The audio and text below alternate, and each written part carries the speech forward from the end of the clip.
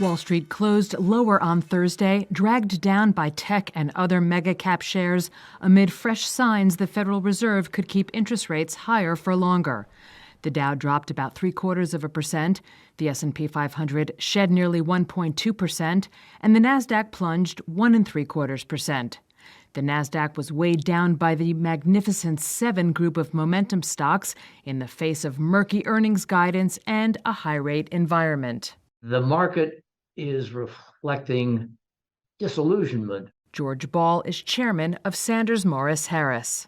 It's reflecting both disillusionment in the slow rate of growth in their revenues on the one hand, and some degree of realization that the nearly 25% increase in the NASDAQ, driven entirely by the Magnificent Seven, may have been overdone. So one dose of reality, one dose of disappointment, and that's what's driving the tech stocks and the market down today.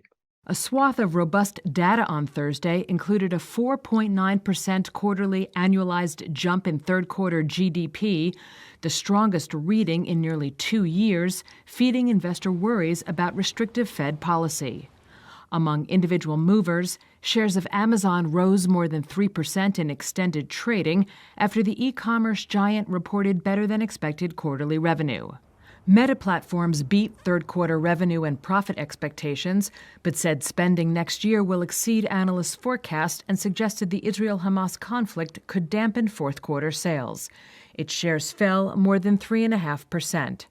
From the Magnificent Seven to the Old Guard, IBM jumped nearly 5% following its consensus-beating quarterly report. And UPS lowered its revenue forecast for 2023, sending its shares down nearly 6%.